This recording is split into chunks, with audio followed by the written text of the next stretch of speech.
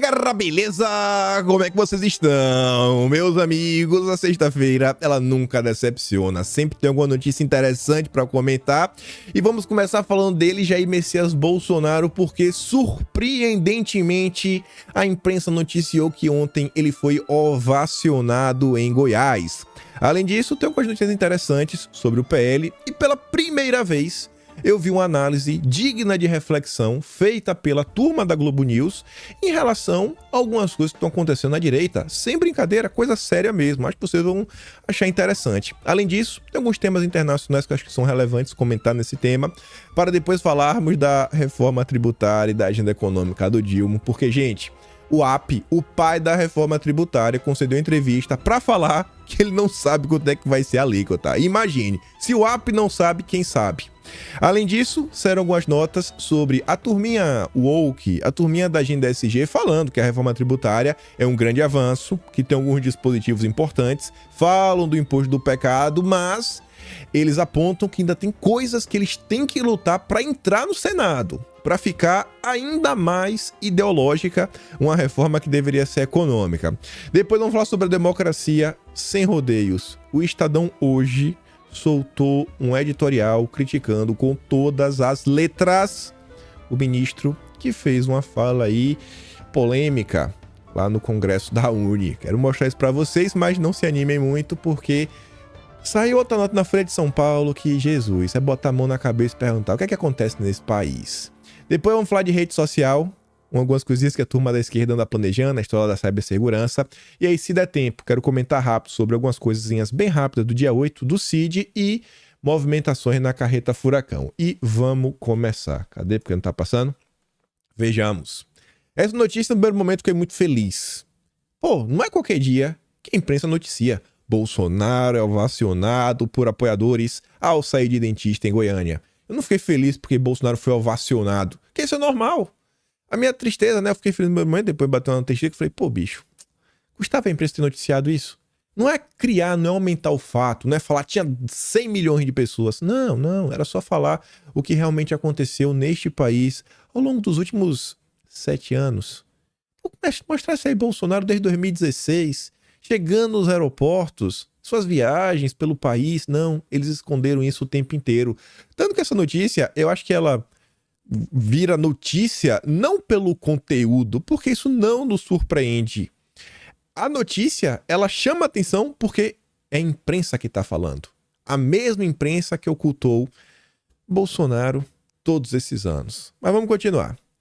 A turma do Metrópolis postou um vídeo que tem uns 3 minutos e meio. A fala do já é um pouco mais longa do que isso, ele fala várias coisas.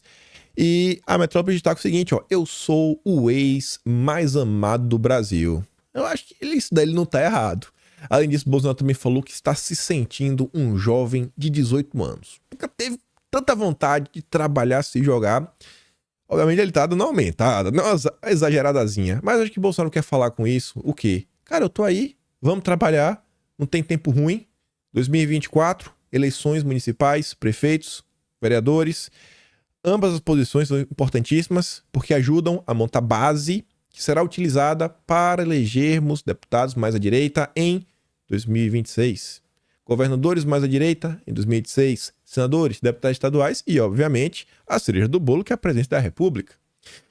E assim, com todos os problemas que esse país vive, esse aqui é a segunda vez que eu gravo esse vídeo, porque quando o vídeo estava com 20 minutos, meu computador apagou. Vejam só, por isso que o vídeo hoje saiu atrasado. E aí, eu tava falando a primeira vez o seguinte, eu não sei como é que eu cheguei nessa história no primeiro momento, mas eu tava falando lá uns meia hora atrás, né, quando tava gravando, que quando você olha pro Brasil, nesse percurso de 10 anos mesmo, vamos botar de 2014 pra cá, né, 2013. Gente, 2014, já é pós 2013. Quanto de vocês lembram em quem vocês votaram para deputado estadual? Quantos? Eu acho que é menos 10%. Eu acho que é menos. Eu acho que a maioria das pessoas no Brasil começa a acordar ali em 2017, 2018. Tem gente que só depois que Bolsonaro chegou ao poder realmente começou a acompanhar. Gente, muita coisa mudou.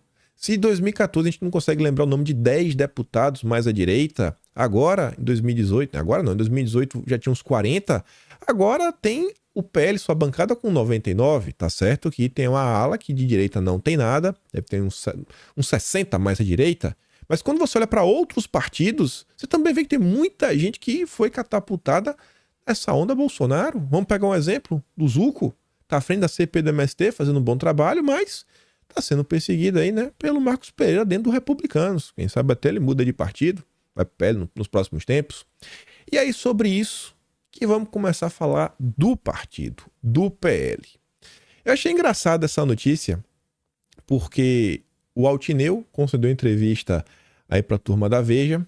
Ontem também foi o dia, ontem saiu a matéria já na manhãzinha, né, 4 horas da manhã, eu já coloquei no vídeo ontem, só com o Lauro Jardim comentando como o Altineu tava de lero-lero com o André Siciliano, para ver se os deputados do PL, né, os menos radicais, fazer algumas indicações, né, no segundo escalão, no terceiro escalão, daquele jeito.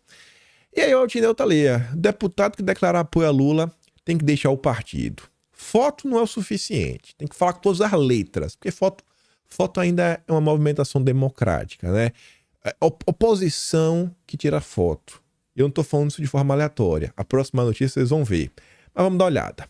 O Altineu, em sua entrevista para Boi Dormir, Escola de Política Valdemar da Costa Neto, o Altineu ressaltou que nas pautas para a defesa do conservadorismo, família, liberdade, pautas do Bolsonaro, todos os 99 deputados votarão juntos. Tá bom. A reforma tributária, como nós já falamos, você pega o próprio imposto do pecado. Isso é bem simples. É um imposto que é criado para desestimular, né? É um imposto proibitivo, o que faz mal à saúde e meio ambiente. Ou seja, você está tirando a liberdade das pessoas de escolher o que eles querem comprar. Você está modificando isso. Então, obviamente, é contra a liberdade. Mas o Altineu aprendeu a fazer política com o Valdemar e o Valdemar acha que isso não tem nenhum problema. Segundo o político, existem divergências internas quando existem realidades regionais diferentes, mas ninguém vai deixar o partido. Aquele deputado que declarar apoio ao Lula tem que deixar o partido, o que não é o caso até o momento. Não é assim, ninguém declarou apoio, mas bateu foto de mãos dadas. Ali, ó, depois de foto com Lula, deputado do PL posa ao lado de ministros. Quem é? O Yuri do Paredão. O Yuri do Paredão, que já foi alvo de críticas por publicar uma foto de mãos dadas e ao lado do Lula, divulgou em suas redes fotos ao lado dos ministros Paulo Pimenta e o Valdez Góes. Eita, rapaz, é muita democracia. Essa é a direita que não é extrema-direita. É a direita Valdemar. Essa é a direita que o Valdemar gosta. Os registros foram feitos em Salgueiro, em Pernambuco, durante a inauguração de uma estação de bombeamento e transposição do Rio São Francisco. Aí diz, as imagens foram compartilhadas pelo próprio deputado, que não só bateu foto, ainda fez uma questão de levar umas imagens do padrinho Padre Cícero para dar, né, para os nossos ministros, rapaz. Nos comentários, as críticas ocorrem tanto de pessoas alinhadas ao governo, pelo fato do deputado vencer a eleição levantando a bandeira do Bolsonaro, como de bolsonaristas que vê o gesto como traição. Patriotas, vamos deixar de seguir, né? Disse um internauta nos comentários. Outros sugeriram que Yuri virou a casaca e se vendeu por emendas. Aí vejam. Crise no PL de Bolsonaro gera disputa por deputados do partido e receio de novo PSL. Eu acho que essa é a preocupação do Valdemar. E é uma preocupação ridícula. Na verdade, é uma preocupação burra. É uma preocupação de uma pessoa que acho que não tá pensando direito. De verdade. Sem o amor, sem deixar a torcida, sem deixar a paixão pro Bolsonaro falar mais alto. Veja só. A Folha de São Paulo tá falando que já tem alguns partidos, como o Republicanos, do Marcos Pereira, tentando levar os lulistas do PL. São os lulistas do PL. Não tem outro termo para dar. Os lulistas do PL estão sendo cobiçados pelos Republicanos, pelo MDB, pelo PP, pelo Patriota, pelo Solidariedade. E a Folha diz que esses movimentos se intensificaram nos últimos dias. Um parlamentar afirmou à reportagem sob reserva que está em conversas avançadas com 5 congressistas do PL. E esse é o temor do Valdemar, de ficar indo dar entrevistinha na Globo, soltar cartinha, Altineu, ficar de papinho com o André Siciliano. E, gente, sabe por que eu digo isso aqui é burrice? Por causa do seguinte. O PL tendo esse tipo de ação, assim, gera um conteúdo muito ruim pro próprio PL. Não é algo bom. Não é algo que agrada a bolha mais à direita, a parte da sociedade mais à direita. A turma não quer isso. A gente tá num momento onde as pessoas, cada vez mais, estão despertando para a política. As pessoas querem políticos que tomem lado, como são vocês. Vocês querem alguém que tome lado.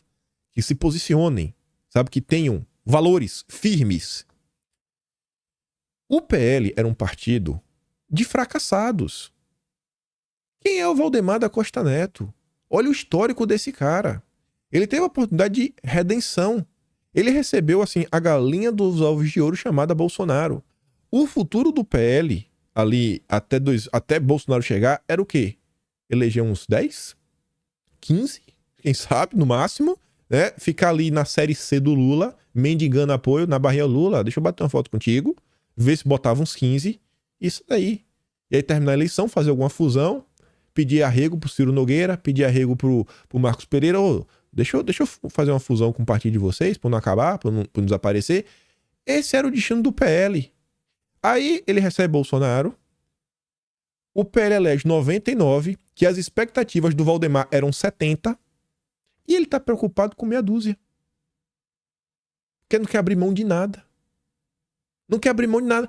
Aí ele fica tomando esse tipo de ação.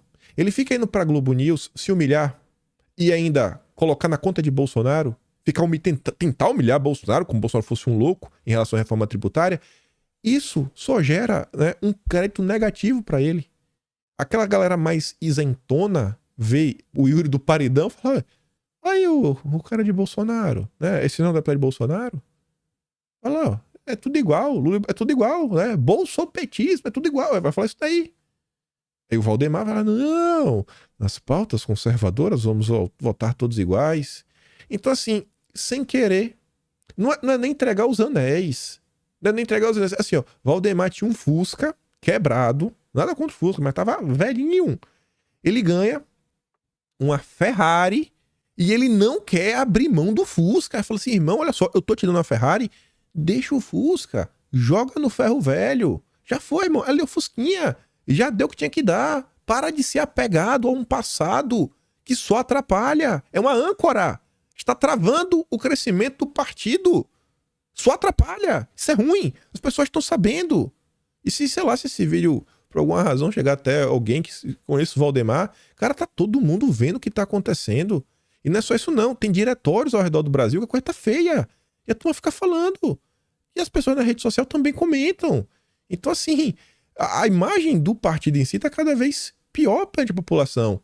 E cada vez mais a turma tá falando: cara, só tem Bolsonaro. Vocês ficam tentando fazer vários tipos de movimentos, só que não cola no final do dia. Então tem um pouco de inteligência na hora de agir e tomar algumas ações.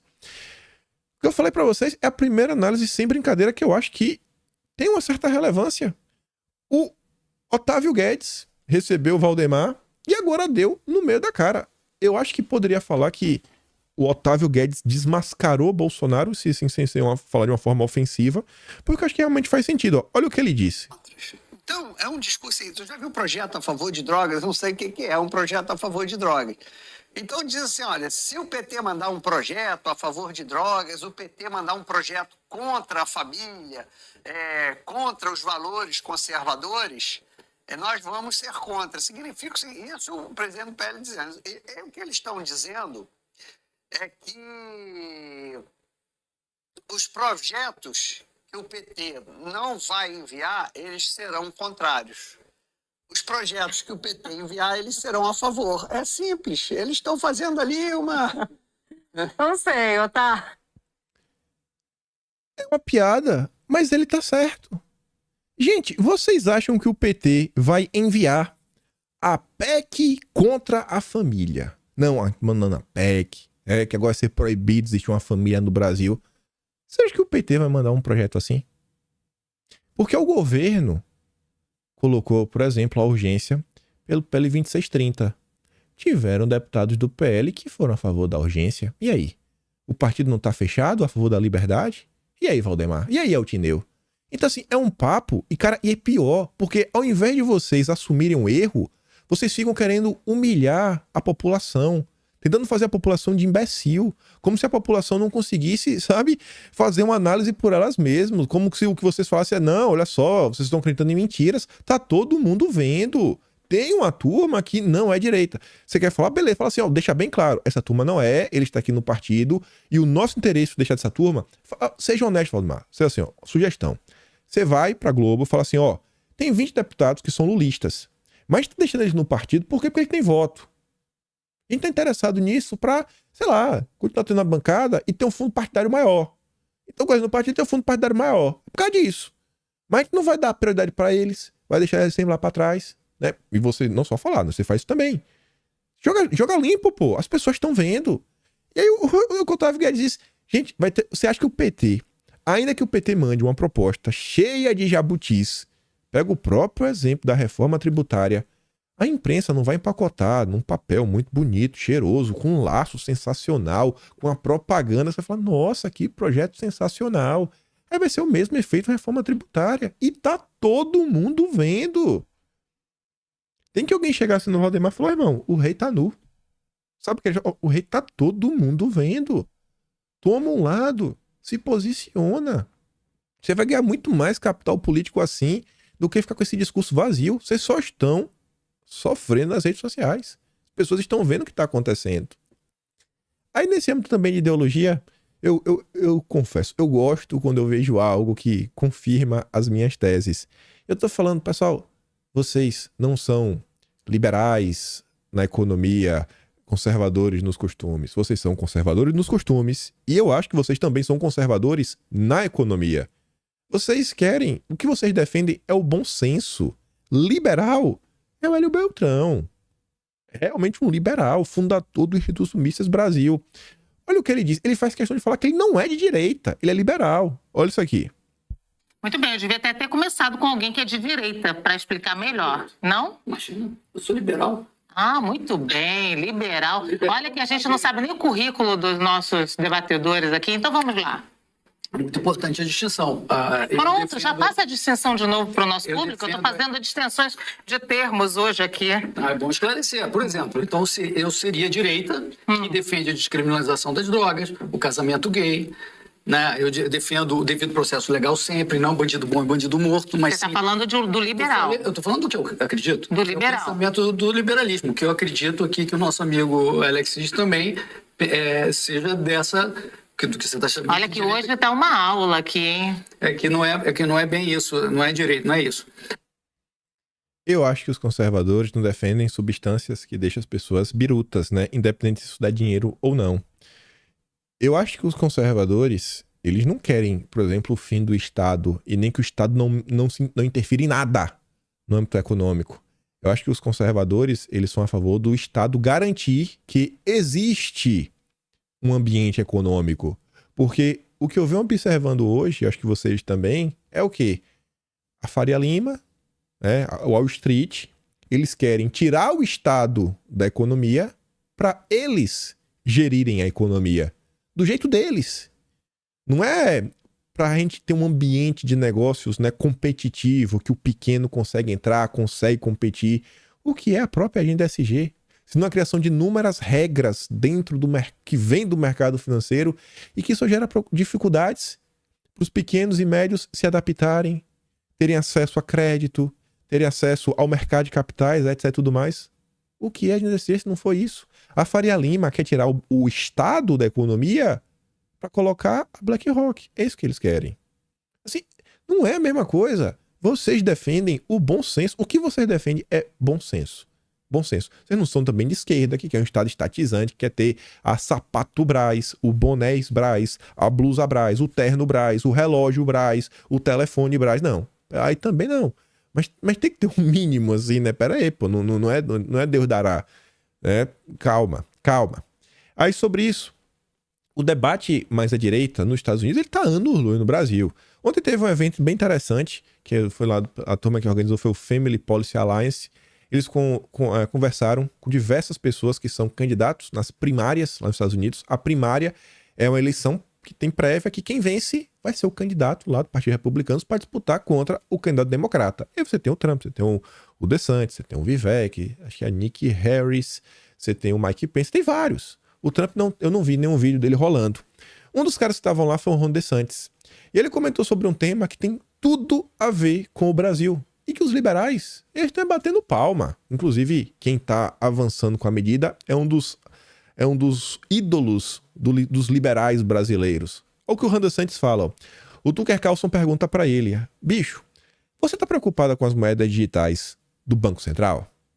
Aí o DeSantis, que é um cara que tá se posicionando de forma dura contra a agenda woke, contra a agenda ESG, e é um realmente conservador, ele fala assim, ó, eles querem se livrar do dinheiro, eles não querem nenhuma criptomoeda, eles querem que seja a única forma de moeda legal. Isso permitirá que eles proíbam compras indesejáveis, como combustível, coisa para ferramenta. Para fazer isso, eles imporão um sistema de crédito social a este país. A CBDC é uma grande ameaça à liberdade americana. Cadê os liberais para falar isso? Essa notícia aqui, tá em inglês, tá falando sobre o Banco Central Brasileiro. Né? Tá falando sobre a moeda digital do Banco Central do Brasil. Esse daqui é um dos maiores perfis de direita que comentam sobre mercado financeiro internacional, é o Wall Street Silver. Interage direto com Elon Musk, acho que o Elon Musk até segue ele. Ele tá falando ali, ó. O desenvolvedor de blockchain, Pedro Magalhães, afirma que fez engenharia reversa com sucesso do código-fonte da moeda digital piloto do Banco Central do Brasil. Ele revelou a existência de funções que habilitam a autoridade central a congelar fundos ou reduzir saldos. A gente comentou isso no vídeo de anteontem, que saiu na Exame. Banco Central confirma que Real Digital vai ter função para congelar valores. Olha como um assunto que nos Estados Unidos já é normal, já está no debate. Os candidatos à presidência já estão falando sobre isso. Porque quando um cara que é candidato à presidência já está falando sobre isso, é porque já está meio que normal entre, né, o debate público da população comum. E no Brasil, quem está preocupado com isso? Quem está avançando com essa medida? É o Banco Central do Roberto Campos Neto. E é o que eu falo para vocês, eu não tenho quem me faça morrer de amores pelo Roberto Campos Neto. Desde 2021, quando Roberto Campos Neto veio com um papinho que ia fazer um inventário de emissões de carbono do Banco Central, eu falei, não, tá de brincadeira, tá de palhaçada. Tá preocupado com emissões do Banco Central? Se fosse a Petrobras, se fosse uma siderurgia, só agora a gente tem... O Banco Central tá de brincadeira, pô. Só pode estar de brincadeira, que aí vai ver o papel. Ai, porque o papel que o banco usa... É um negócio que é sem pé nem cabelo. Ali eu falei, ih, rapaz, é da turma ESG. Aí você vê Roberto Campos. Os liberais adoram. Onde é que ele tá, gente? Quais são os eventos que ele é convidado? Você já foi parar pra ver? Aqueles eventos internacionais? Vocês reclamam do evento. Tá lá, Roberto Campos tá batendo ficha em todos. Todos. Eu acho que a direita brasileira mesmo, liberal. O Hélio Bertrand falou, não sou a direita. Direitos, conservador, bolsonarista, chama o que for, precisa fazer um debate assim, cara, o que a gente realmente pensa da economia? Pra, sabe, tirar essa muleta e não ficar com essa agenda que eu não acho que faz parte da agenda dos conservadores. Outra coisa que aconteceu ontem, e aqui começa a fazer um gancho pra gente falar de reforma tributária, a vice-presidente Kamala Harris falou com todas as letras que quando investe em energia limpa e veículos elétricos e reduz a população, mais crianças podem respirar puro e beber água limpa. Eu falei, rapaz, eu dei play, eu vi, eu falei, ela falou isso mesmo. E aí, pra não deixar dúvidas que ela falou isso, eu tava passando ontem, e aí quem conseguiu sanar todas as minhas dúvidas, na verdade, foi a Tsuka, ela postou isso no Twitter. Ela postou o site, eu fui bater um print mais bonitinho, né? Porque esse print aqui tá assim, todo bonitinho, desenhadinho, é o que acaba indo pro Atlas, né? Então eu tenho que tirar print no final do dia. Você entra no site oficial da Casa Branca e aí você vê no discurso que ela realmente diz, ó. Quando investimos em energia limpa, veículos elétricos e reduzimos, aí eles cortaram, ó, população, porque ela errou. Ela errou no discurso, sabe? Ela queria ter falado poluição, mas ela falou população, né? Foi um erro. Tipo, queria falar extremismo e falou bolsonarismo. Aconteceu no Brasil, né, 2 dias atrás. Mas beleza. E aí, pegando esse gancho, essa agenda verde que está em todo local e também na nossa reforma tributária, isso aqui é preocupante. O longo caminho para a reforma tributária 3S. Olha, tem até um nome novo. Reforma tributária 3S. Saudável, solidária e sustentável. Olha os dois primeiros S. Saudável e sustentável. Rapaz, não era para ser uma reforma tributária para simplificar, para desburocratizar, para reduzir a carga tributária? Não. O objetivo não é esse. A equipe do IDS que escreveu essa no Estadão fala que durante mais de 30 anos, governos e sociedade debateram a realização de uma reforma tributária no Brasil. De início, o objetivo principal seria tornar o sistema de arrecadação de impostos mais racionais e eficazes para o país. No entanto, a história não para e nesses 30 anos, o mundo acordou para outras pautas sociais e ambientais.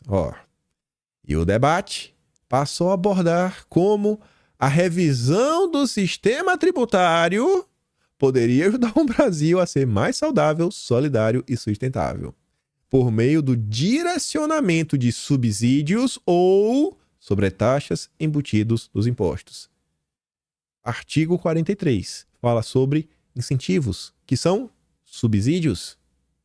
Vamos dar os subsídios para quem é saudável, para quem é sustentável. Artigo 155, IPVA verde, sobretaxa. Artigo 153, inciso 8, imposto do pecado, sobretaxa. Na nota, para não deixar dúvida, depois eles vão listando alguns avanços da reforma tributária. Dentre os avanços, o imposto do pecado. A função do imposto do pecado será regulatória. O novo tributo vai incidir sobre itens que o governo deseja proibir que consuma. Segundo Valdemar, isso aqui não interfere na sua vida, na liberdade, no agro, na escola Valdemar da Costa de filosofia política. E que sejam prejudiciais à saúde e ao meio ambiente. Aí depois fala assim, o texto está em gestação no Congresso, contém avanços relevantes em termos de modernização do sistema tributário e perpassa alguns pontos estruturantes em relação a preocupações sociais e ambientais. Porém, a sociedade e as organizações mobilizadas, ou seja, chamou os ongueiros do Brasil, univos.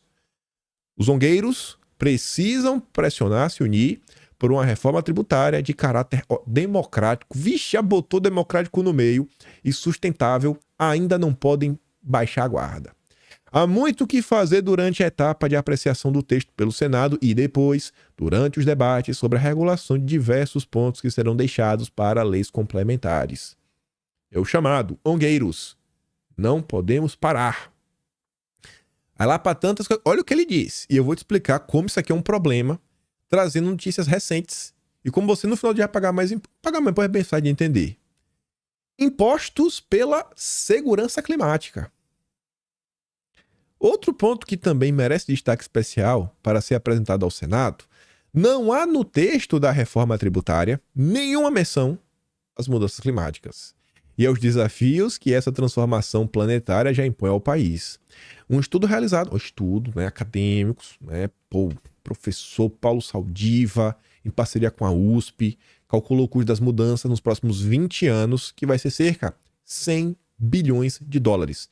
Vamos arredondar para 5 para converter dia de hoje? 500 bilhões de reais.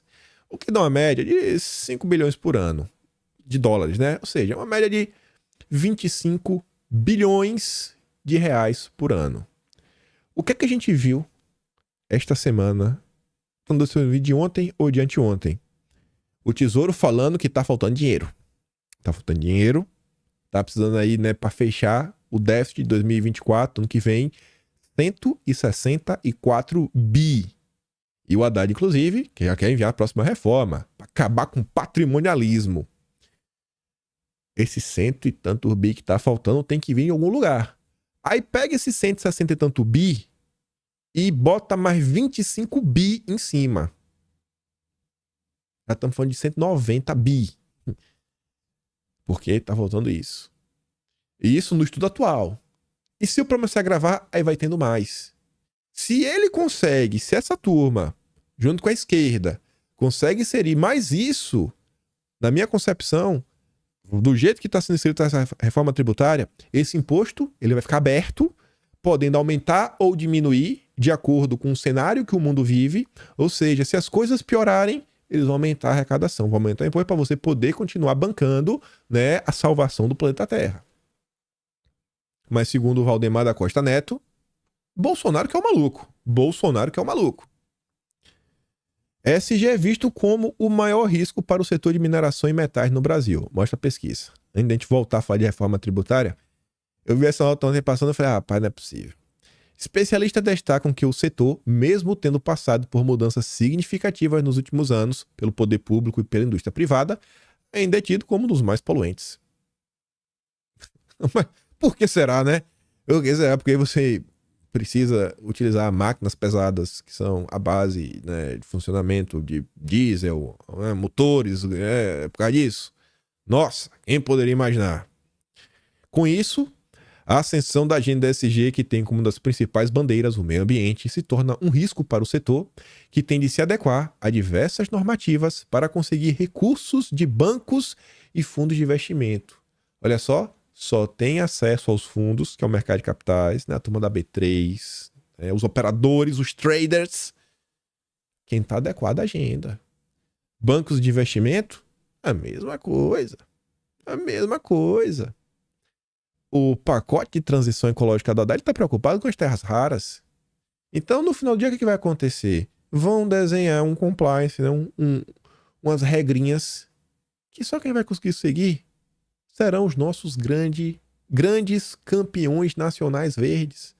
Irão nascer em breve os novos campeões nacionais, mas agora eles serão verdes, do bem, com muito amor. Aí, continuando, voltando para a reforma tributária, a Miriam Leitão já começou a subir do telhado. O grande debate agora será sobre o percentual do IVA. Tá meio complicado, né, Miriam? Aí o que ela diz?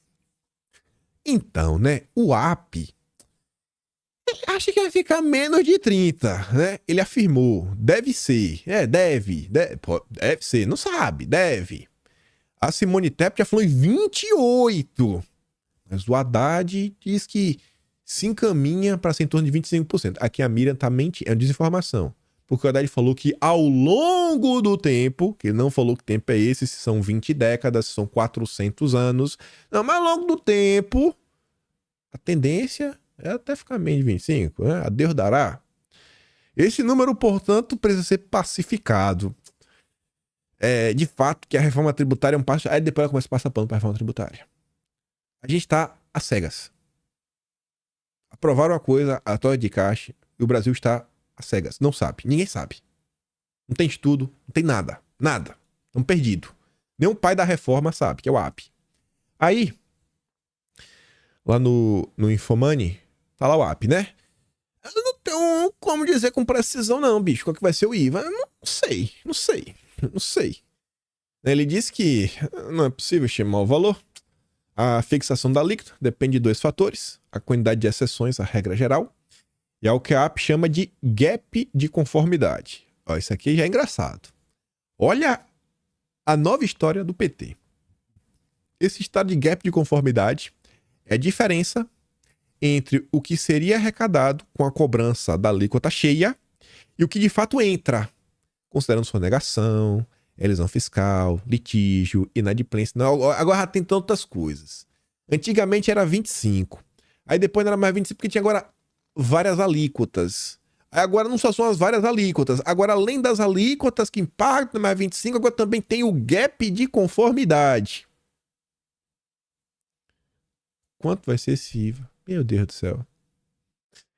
Aí ele falou, né, a alíquota do IVA dependerá da quantidade de exceções e do gap de conformidade que cairá com a reforma. Agora eu não tenho como dizer com precisão qual será a alíquota do IVA. Agora ele não tem. Quem é que tem, a gente não sabe. Estamos todos às cegas. Aí o Marco Sintra, economista, que lá atrás falou, ele cravou o número com 2 dígitos, 33,64%. Vamos ver se ele vai acertar. Aí tá ali, ó, com a alíquota. 34% ou mais. A curiosa descoberta da verdade na reforma tributária. Depois de terem vendido a alma ao diabo para vencerem, os próceres da PEC 45 começam a revelar as verdades. Terão que mostrar os números ao Senado e já começam a se desculpar por não poderem garantir alíquotas minimamente viáveis. Agora pedem para limar as concessões distribuídas ao Léo. Gente, olha só. Vamos pensar na moeda digital. CBDC brasileiro do Campos Neto. Você cria ele. Bacaninha. 100%. Não vai ter mais dinheiro físico. Ainda que você não faça nenhum tipo de uso ideológico para perseguir pessoas, imagina seu Zé, que tem um carrinho de cachorro-quente. Será que o seu Zé vai ter que começar a pagar o IVA em cima do cachorro-quente que ele vende? Fico em pé, espero que não. Espero que não, de verdade. Mas, porque fica a turma assim, não, mas você tem que entender, porque isso aqui só vai ser aplicado para tal coisa, etc, tudo mais. Eu vou assim, oh meu Deus. Como essa turma é inocente? Essa turma não conhece o PT. Essa turma não sabe do que o PT é capaz. Sabe? Eu fico olhando de cara assim, oh meu Deus, a turma sabe o que é. Tem uma menina que é muito inteligente, é especialista em tributária. Nossa, fez festa, soltou fogos quando a reforma foi aprovada. Ontem ela já tava fazendo um videozinho falando, não, então, né? Nem tudo são flores. Ela tava fazendo, nem tudo são flores. Nem tudo são flores, né? Tá bom. E olha que ela não tá preocupada com nada do aspecto ideológico. Não, porque tem um artigo 20 ali, tem uma coisa, tem outra. Você fala, tá bom. Nossa, ela descobriu que o PT e a turma da esquerda, né, colocou um jabuti. Nossa, quem poderia imaginar? Tantos e tantos anos de vivência e a turma não consegue abrir os olhos. Aí vem a Miriam Leitão, né, falando sobre a questão econômica. Eu espero que a reforma tributária venha para ajudar, porque, ó o tipo de notícia. Um cenário bem pior do que o imaginado. Para quem? Para o varejo no mês de maio. Bem pior que o imaginado. Tá ruim, né, Miriam? E na indústria? Se o varejo tá ruim, de cada 10 indústrias paulistas, 7 dizem que não devem contratar. Isso aqui é antinatural. Porque se todo dia está produzindo, todo dia está trabalhando, em geral, a tendência é continuar crescendo, né? Mas não vai não. Não é nem 7 cada 10, é 7,4. São 74,1% das indústrias paulistas dizem que não tem intenção de contratar novos empregados no segundo semestre deste ano, de acordo com o levantamento exclusivo feito pela Fiesp. Algo errado não está certo. Mas vamos continuar. Fala da democracia, vez outra ela surpreende, mas nem tanto. Surpreende, mas nem tanto. Primeira notícia aqui da Folha de São Paulo fala assim, né, que o ministro vai assumir um órgão que endureceu punição a juízes por manifestações políticas. E que órgão é este? CNJ, que é o Conselho Nacional de Justiça. Órgão com atribuição de julgar a conduta de todos os juízes do país e que, recentemente, endureceu a pena de magistrados por manifestações políticas. Aí, gente, hoje de manhã, 3 da manhã, no editorial do dia, o Estadão fez umas críticas bem contundentes. Fico até temeroso, simplesmente de ler e tecer pequenos comentários. Mas o Estadão fala, né, a irresponsabilidade do senhor ministro. Coerente com a cultura que transforma os juízes da mais alta corte deste país em celebridades, o ministro fala demais em evento da UNE e põe em dúvida sua imparcialidade, o que só interessa aos liberticidas. Aí fala que, ante o choque que seu comportamento causou, o senhor ministro, em lugar de reconhecer o erro, de resto evidente para todos, tentou dizer que foi mal compreendido, ou seja, além de ignorar as interdições éticas impostas a quem exerce a magistratura, o senhor ministro tentou responsabilizar a audiência pela confusão. Ainda há tempo para que ele se retrate para valer. Considerando-se, em primeiro lugar, que será sob a sua presidência que a mais alta corte do Brasil julgará alguns dos processos que pesam contra o ex-presidente Jair Bolsonaro, líder do tal bolsonarismo, que o ministro diz ter ajudado a derrotar. Nesse sentido, foi exemplar a cobrança do presidente do Senado, o Rodrigo Pacheco, abre aspas, se não houver esclarecimento em relação a isso, mesmo uma retratação quanto a isso, até para se explicar a natureza do que foi dito, evidentemente que isso pode ser interpretado como uma causa de impedimento ou suspeição. Aí o Estadão continua. O mais lamentável dessa história toda é que o mau comportamento do senhor ministro não é um fato isolado. Ao contrário, há muito parece ter se instaurado na corte uma cultura na qual se considera aceitável que os ministros atuem como celebridades nacionais, aptas e disponíveis para comentar as mais diversas facetas da vida do país. Ignora-se uma das regras mais básicas da magistratura. O juiz fala apenas nos autos. Todo esse deplorável episódio, cujos efeitos serão sentidos por muito tempo, explicita o acerto da proibição da lei orgânica da magistratura, sejam quais forem a intenção e o contexto, toda vez que o juiz fala fora dos autos, causa danos ao judiciário e, em última instância, ao Estado democrático de direito. Não surpreende, portanto, que os liberticidas de sempre, interessados em desestabilizar o país, logo tenham aproveitado a chance para exigir o impeachment. Pronto, já sobrou para quem resolveu entrar com o impeachment, né? Sobrou. O caso do seu ministro tem de ser uma ocasião de uma profunda mudança de cultura, acho que em todas as cortes do país, né? De entendimento.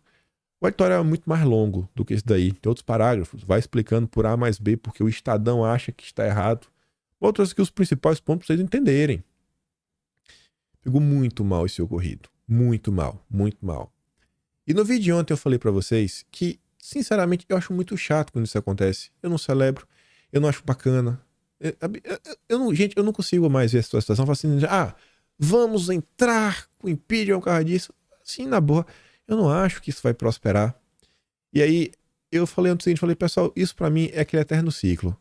Acontece uma coisa, aí a direita reage, porque fica chateada, aí a direita acaba sendo culpada pela imprensa, você vê que tá chamando aqui, né, os liberticidas, a direita apanha da imprensa, aí vem uma retaliação, a direita fica mais puta e reage de novo, aí vem uma nova retaliação, e a gente fica nesse eterno ciclo. Eterno ciclo. A gente perde e perde de novo.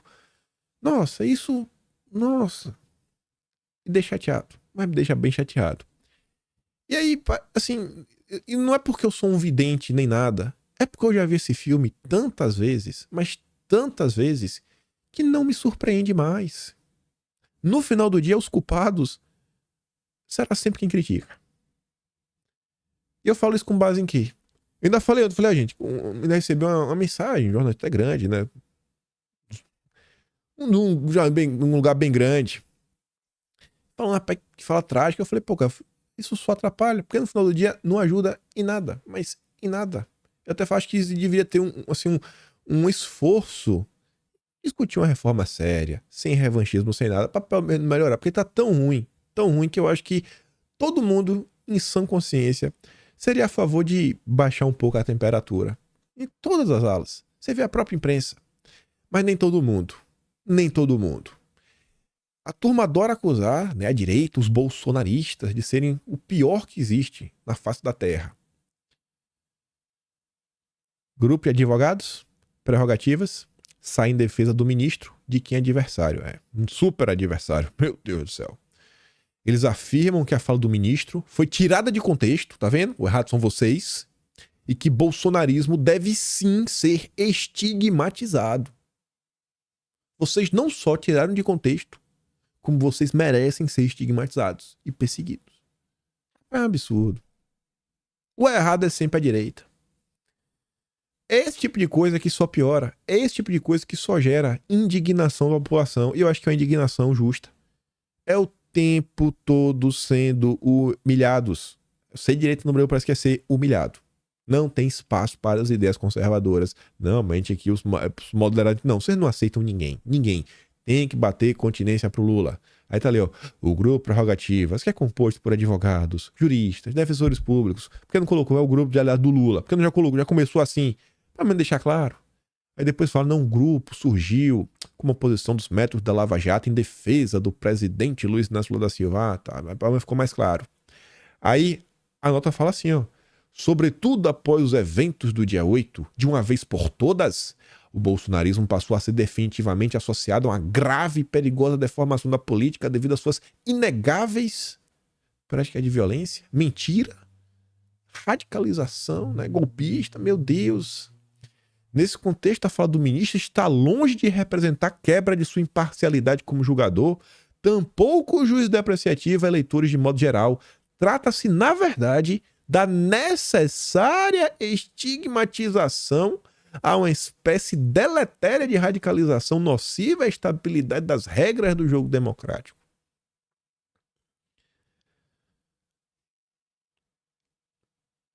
Eu não sei nem o que falar. Eu penso na coisa e falo, não faz isso aqui não. Não faz isso aqui também não. Tirar a frase de contexto poderia provocar grande prejuízo para o campo democrático.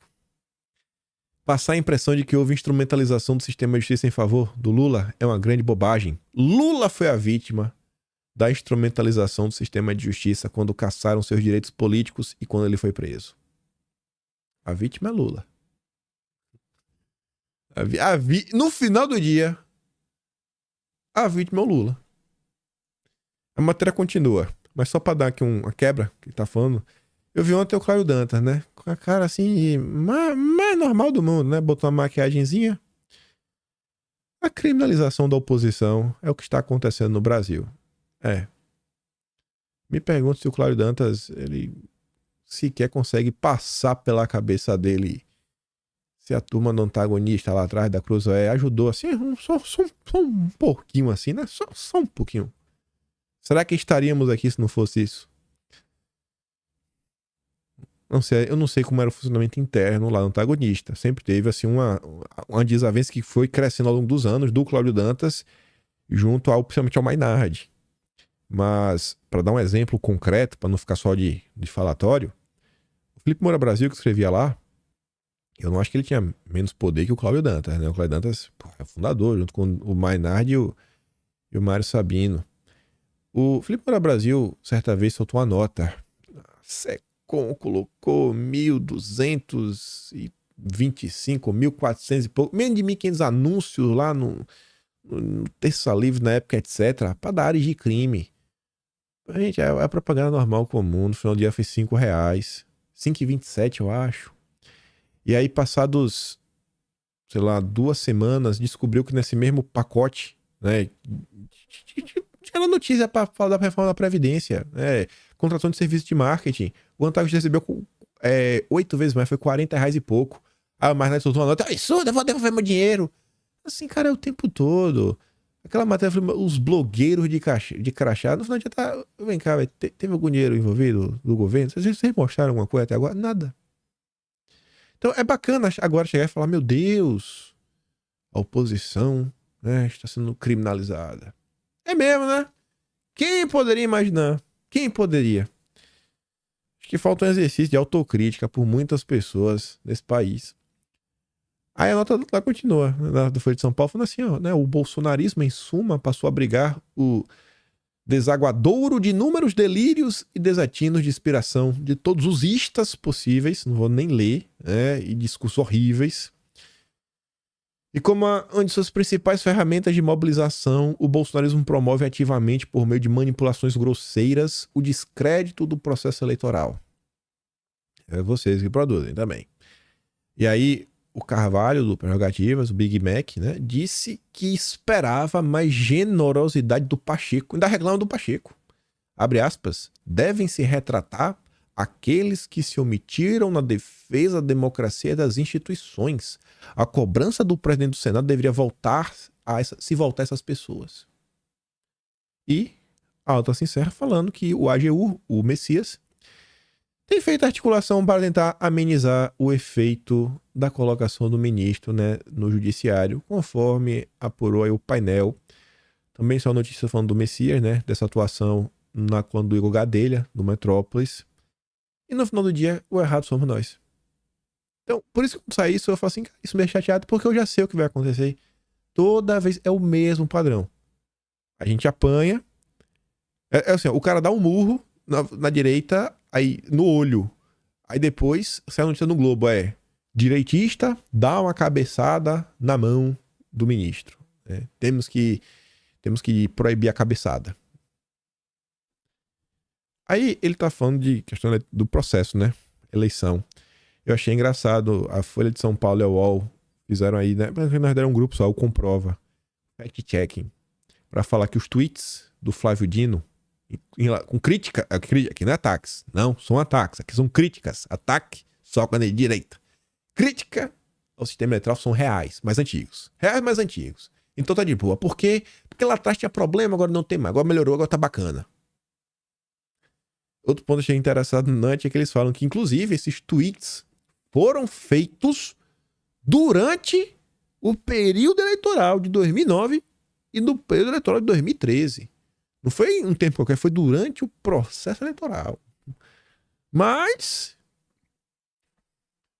aqui não tem problema. O problema é a direita. E já que a gente falou aqui dele, do ministro da Justiça, ele também foi na Uni. A Gazeta do Povo narra que ele assume que quer regular as redes sociais por causa de ideias da direita, segundo a Gazeta do Povo. O ministro reafirmou que o governo quer regulamentar as redes sociais e que as plataformas são usadas para divulgar as ideias da direita e do poder econômico. As falas foram dadas durante o anel da Uni. Ele defendeu a regulamentação das redes sociais por funcionarem como, abre aspas, plataformas das ideias da direita e do poder econômico, abre aspas de novo. A segunda tarefa democrática fundamental é enfrentar o poder de 4, 5 empresas que mandam na internet e veiculam extremismo. Que veiculam, deixam pessoas que não são lulistas falarem. Quem não é lulista é extremista. Aí você vê esse tipo de movimentação, você vê o que pensa os juristas de esquerda, você vê como a imprensa trata a turma da direita liberticida, né? Meu Deus! Nossa, a liberdade deles é muito perigosa, né? O perigo da liberdade, não, é muito perigosa. Aí a Folha de São Paulo noticia que o GSI propõe taxar usuários de internet e ministro desautoriza após reação negativa. Será mesmo? Desautorizou? Ou foi porque a reação foi negativa e a galera descobriu? Olha qual é o plano.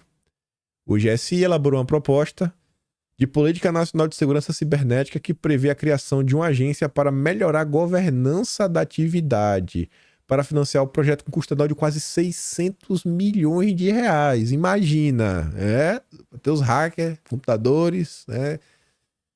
E aí eles propuseram, né, para ter 600 milhões, coloca uma taxinha na internet, um pouquinho mais de imposto, um pouquinhozinho, né? Pagar um postinho a mais. Depois da publicação da reportagem pela Folha, Paulo Pimenta da Secom divulgou está dizendo que não há nenhuma possibilidade de taxação de usuário de internet para financiar uma agência de cibersegurança ou qualquer iniciativa desse tipo. Não tem não, né? Tá bom, vamos ficar de boa. Esta política já vem sendo estudada há algum tempo. Estamos logicamente refinando. Esperamos que neste ano ainda seja apresentada ao Congresso, disse a Folha o ministro do GSI, o general Marcos Antônio Amaro dos Santos. Abre aspas. Quando se apresenta um projeto de lei que gera despesa, tem de se apresentar uma fonte para a cobertura dessa despesa, razão pela qual também estão sendo indicadas algumas possibilidades que o Congresso terá de estudar, né? Avaliar se é conveniente, se existem outras fontes para serem utilizadas para sustentar a criação dessa agência, né? Acrescentou. E assim, a agência de cibersegurança é importante? Com certeza. Ainda mais nos dias de hoje, né? O banco, transação lá o tempo todo, hackers, etc. tudo mais. A grande questão que fica, né? Primeiro, mais imposto. Segundo, é a turma do PT propondo, né? O PT, tem alguma coisa errada aqui? Não tem um projeto, né? Só tem aqui o escopo geral, o macro, né? A ideia, não, a agência de cibersegurança. Tá, mas e o Jabutis? Vai fazer o quê? Não sei porquê, mas isso aqui tá com cara de polícia da internet. O texto já foi apresentado ao Ministério da Justiça, da Fazenda, do Planejamento, de Ciência e Tecnologia, de Gestão. Agora vai passar pelo crivo da Casa Civil e depois do Lula. Por se tratar da criação de uma política nacional, a taxa teria de ser aprovada pelo Congresso por meio de um projeto de lei. De acordo com a proposta, a taxa seria 1,5% do valor pago pelos internautas para acessar a internet. Em um conceito similar, a taxa de iluminação pública cobra diretamente na fatura da conta de luz. Segundo os cálculos do órgão, um usuário que gasta R$70 ia pagar só R$1 a mais. Né? Tá de boa, de R$1 a galinha enche o papo. A cobrança ia render 581,9 milhões. Além de taxar o acesso à internet, a proposta também inclui uma cobrança de 10% sobre o registro de domínios. Isso daí renderia mais 12 milhões e 600 mil, se aproximando aí dos 600 milhões. Ninguém sã consciência pode ser contra a cibersegurança, contra a iniciativa que visa dar segurança no ambiente digital para todo cidadão e para toda a empresa. O Valdemar já tá militando. Certeza. O Valdemar falou, eita, pelo Brasil, pela família, pelo agronegócio, né? A direita menos radical já comprou. Ai de você que se isso aqui avançar, questionar algum jabuti, alguma coisa. O Valdemar ficar revoltado. O Valdemar, porque isso aqui é pro bem do Brasil. O Valdemar leu e acreditou na Folha de São Paulo. Aí veja como são as coisas, né? Regulamentação. Esses dias a Folha de São o Estadão abriu espaço para Tabata Amaral escrever um texto junto com o João Albuquerque. Aí você tem que se perguntar, quem é João Albuquerque? Aí eu te respondo, é um eurodeputado do Partido Socialista de Portugal. Aí você se pergunta, como é que esses dois se conheceram? Não sei. Talvez foi o Lehmann que apresentou. Não sei mesmo. Mas assim, cara, vocês não acham que tá demais também o Brasil abrir mão de sua soberania para começar a ficar ouvindo sugesta de eurodeputado? Eurodeputado falando pro Pacheco não avançar com o marco temporal? Eurodeputado falando da Amazônia? Eurodeputado propondo isso? Eurodeputado falando de mercado de carbono? Eurodeputado falando de due diligence? Eurodeputado falando de... Peraí. Dois altos. Cadê o Brasil? Cadê a soberania? Pra que Congresso? Não deixar então logo o Parlamento Europeu decidir o que acontece no Brasil desse jeito? O tempo todo isso. Aí você só vai saber quem é o eurodeputado no final da nota. Se você não é assinante, você não lê. E, né? Com respectivamente deputado federal e eurodeputado português. Aquele texto ali no meio tá no final do Estadão. Assim, a normalização de uma força transnacional interferindo na política nacional. A imprensa tá fazendo isso a coisa mais comum do mundo. Ainda falando de comunicação, o Tato, o PT, que é a ajuda do Messias da AGU, tá meio ocupado agora, né, ajudando lá o ministro, em análise jurídica da concessão de TV ao PT. Que a AGU venha, dê um bisu, ó, discutiu o embasamento jurídico, né, que já se encontrou com o Juscelino. Segundo o petista, Juscelino Filho afirmou que está acompanhando com carinho, para não deixar andar só pela burocracia, ou seja, vai dar bem mais rápido. Agora a ideia de Tato é explicar a Messias da AGU, porque o PT classificou a concessão e TV pretendida como educativa. Ele espera que o ministro interceda junto aos advogados da União, lotados na consultoria jurídica do Ministério da Comunicação, antes de um eventual parecer negativo.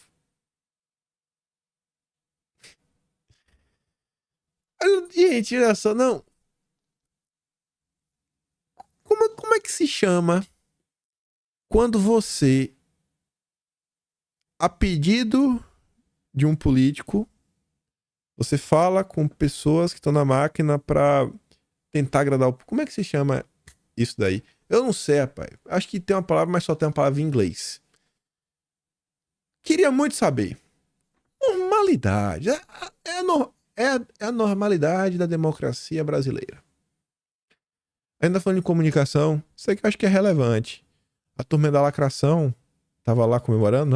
E lançaram threads, nova rede social, Zuckerberg, blá blá. Flopou.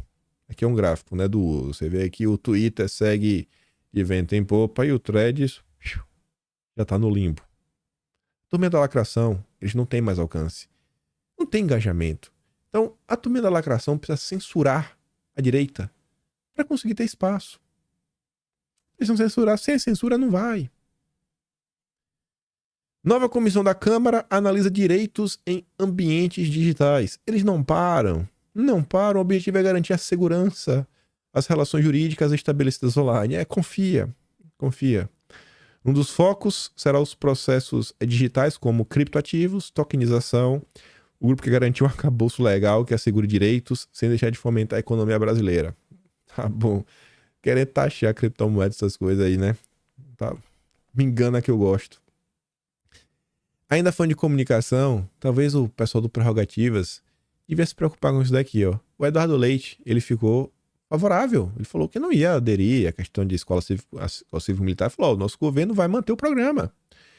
E aí o Jean Willis fez uma fala abjeta, absurda, preconceituosa. Eu não vou nem ler essa frase, tá ali pra vocês verem. Coisa assim absurda o que o João Willis fala do Eduardo Leite. Não dá pra compactuar. Eu não consigo nem torcer pela briga, de tão ridículo que a coisa são. Até porque eu acho que o Eduardo Leite tá certo nessa daí. Tem que manter mesmo. Mantém. Eu não vou torcer pela briga, não. Não sou do quanto pior melhor, não. Mas nem vem, Valdemar. Nem vem que eu não te quero. Não, nem vem. Aí depois o do Leite responde falando assim, rapaz, manifestação deprimente, cheia de preconceitos em incontáveis direções, em que nada contribui para uma sociedade com mais respeito e tolerância. Aí por que eu quis trazer isso? Só para falar do programa que será mantido no Rio Grande do Sul? Não. Porque o Jean Willis ganhou o cargo na SECOM.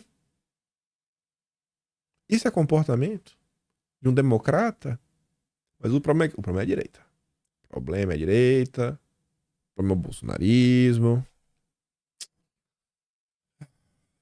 E aí, para encerrar, na contramão do Dilma, 13 governadores anunciaram a continuidade do programa das escolas. O Brasil venceu no final do dia, né? Enfim, graças a Deus. Gravei um vídeo e meio hoje. O Rodor reiniciou, infelizmente. O vídeo só mais tarde por causa disso. Vou mandar os vídeos lá no canal. Peço parcimônia com o que está acontecendo com o Brasil. Gente, não comprem essas tretas. Olha essa nota da Folha de São Paulo do Prerrogativas. Esse absurdo é o que o Brasil está vivendo. E, de peito aberto, vai se virar contra a gente. É duro, é duro. Temos que fazer uma coisa, com certeza. Mas sem dar espaço para voltar. Tem que pensar alguma coisa. Essa estratégia de sempre, de bater de frente, ela não tá dando certo. Eu sei que tá muito ruim as coisas nesse país. Tá muito ruim em todos os aspectos. Agenda econômica, questões políticas, a liberdade de você poder falar. Essa daí tá cada dia mais complicada. Cada ideia genial de diversos setores diferentes. Enfim, né? O que eu posso falar para vocês é que eu acho que, pelo menos, a questão do imposto do pecado será debatido. Quero achar e eu não quero estar errado. Não quero ficar com cara de palhaço depois perante a vocês. Mas, do que depender de mim, estou trabalhando para a gente conseguir, pelo menos, mudar um pouquinho aquela redação. Deixar menos ampla, mais fechadinha, em setores específicos, para não dar esse gosto aí para a turma da esquerda. E, mais uma vez, se gosta do meu trabalho, passa no canal. Então, Tony, valeu, tem um pé de inscrição. Hoje sai o Atlas de maio, tá lá, kimpai.com.br, e acho que tá só a versão minimalista, é aquela que é tudo editada, diagramada e etc, tudo mais, tá? A versão minimalista tá lá. E é isso. Até o final do dia acho que deve estar, a menina me falou que tava terminando a edição final pra ficar bonitona, como sempre fica. E se der, compartilha o vídeo, volta amanhã, aquele grande beijo, abraço, tamo juntos. Valeu, meus amigos, fui!